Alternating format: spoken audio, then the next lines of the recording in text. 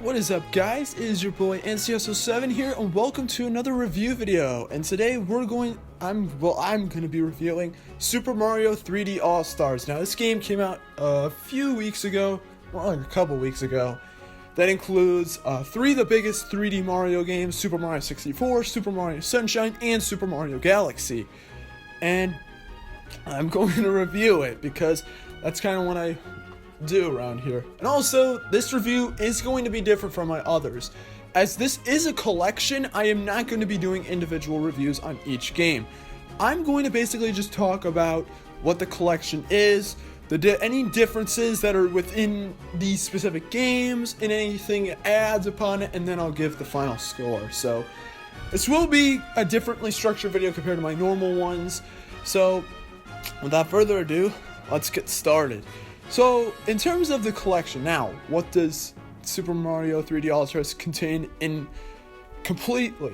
Well, it contains Super Mario 64, which now supports 720p in that widescreen, Super Mario Sunshine, which has been up-resed a bit, and Super Mario Galaxy, which has also been up-resed a bit. It also contains soundtracks for all three games, and you can even listen to them while having your Switch off. And that's really cool. I really like that. And in terms of the menu is alright. The menu's okay, but the boxes are too small. That's honestly the only issue I have. Legitimately, the only issue I have with the menu is just that the boxes are too small. It's not a big issue, but I do kind of wish they were bigger at the same time. Also, the game's price. Now, Super Mario 64 was released on the Wii U Virtual Console for, I believe, $10, and Super Mario Galaxy was released on the Wii U for $20. So that adds up to 30-ish bucks. But then you throw Sunshine in there, which never got re-released on another Nintendo system. I'd say $15 for that one. That's like $35 or like $45. And that's a big problem with this game, the price. This game is $60 for three games that aren't that different from one another. But let's actually go a little deeper into this. Now, Super Mario 64 is pretty much the same as it was on other versions. It's 720p, but not 1080p, which is a little weird because I feel like it should have been a little easy to do that. Also, the game does not support widescreen, which isn't a big deal, but it's definitely something that a lot of people aren't happy with, especially when they made Sunshine widescreen. But other than that, Mario 64 is pretty much the same thing as before. It does change some of the UI graphics to look a little bit better. They also removed So Long Gay Bowser, which, I will be fully honest, that gives the game a 0 out of 10 right there. Just kidding. But aside from that, that's pretty much Mario 64. That's really all there is to this game. And now on to Super Mario Sunshine. Super Mario Sunshine actually is in widescreen, believe it or not, and is at 1080p, though it does still run at 30 FPS like the original did. And that's really it. However, it's only really up-resed in the actual gameplay part of the game.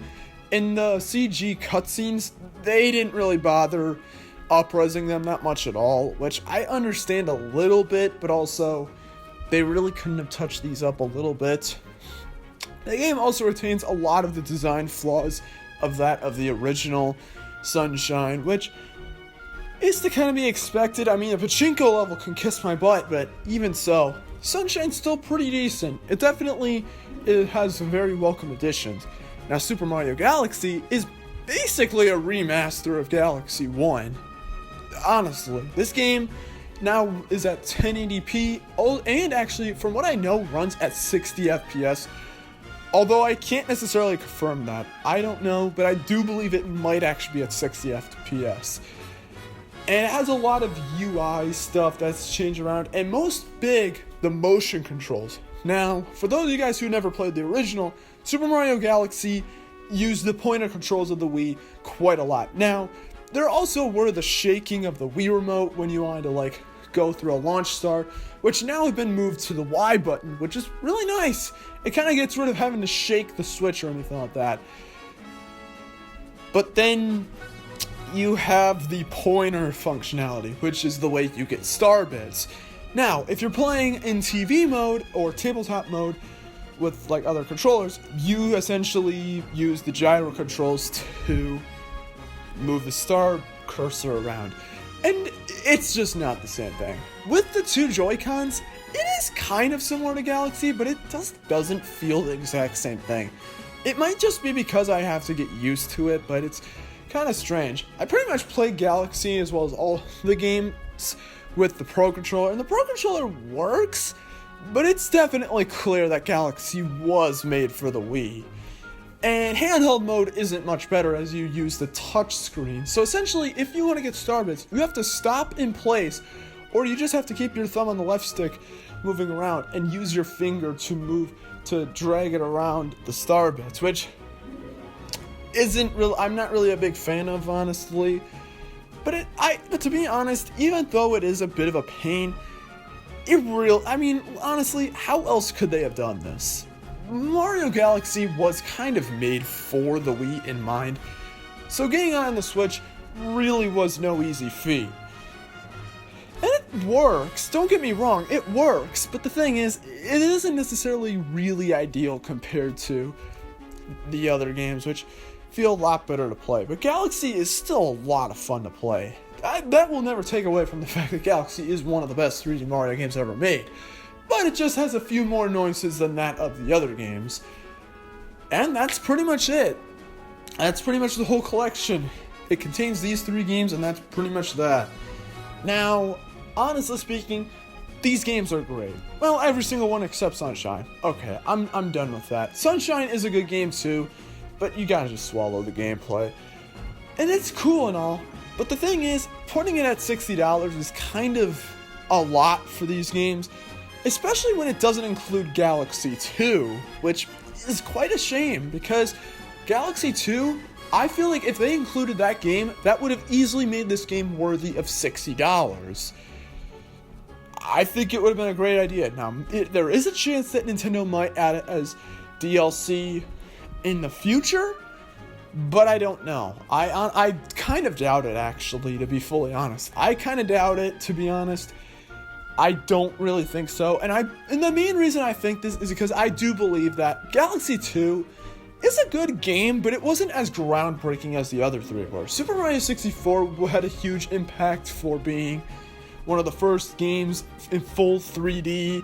You can move around in 3 dimensions. Super Mario Sunshine is Super Mario Sunshine, and Super Mario Galaxy was revolutionary just for the fact that Mario's in space. I mean, how is that not awesome? That game was really good too. And Galaxy 2 is great too. But I don't necessarily feel like Galaxy 2 fits with the others. But I do think it would have been a lot better if they included it, just because, come on, at least give us that. So, sorry SMG2 fans. But that's pretty much Super Mario 3D All-Stars. It has the soundtracks, and that's pretty much it. There really isn't much else to say. So, with that being said, overall, this collection isn't too bad. I mean, it has some of the best games, or at the very least, the best 3D platformers ever made.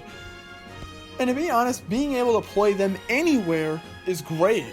But the thing is, I feel for $60, it's not the best decision, I'll be fully honest. But the thing is, though, you're kind of going to have to get it for $60 because of the whole limited quantity thing.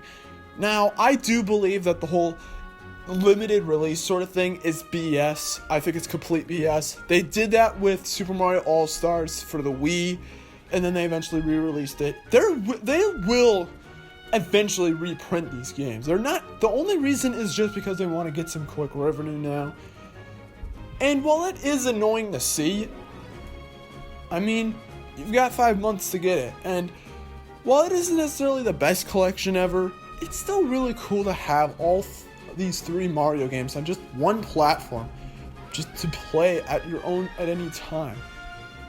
But you might want to consider getting it digitally if you want to save on money, because getting it physically isn't necessarily the easiest thing, as far as I know. But anyways, On my scale of 0 to 10, I give Super Mario 3D All-Stars an 8 out of 10. It was a very good collection. That actually was the way I actually beat all 3 of these games for my first time. But it does have some issues. I think it could have been a lot better. But even so, it's still alright. It's still good. If you see value in it, hey, go for it. But anyways, that is pretty much it for this video. So I hope you guys enjoyed this video. If you did, make sure to hit the like button and let me know what you guys think of Super Mario 3D All-Stars. And yeah, so anyways, I will see you guys later. Peace out and have a really good day, please. It's showtime! Did you enjoy the show? Well, time for the highlight.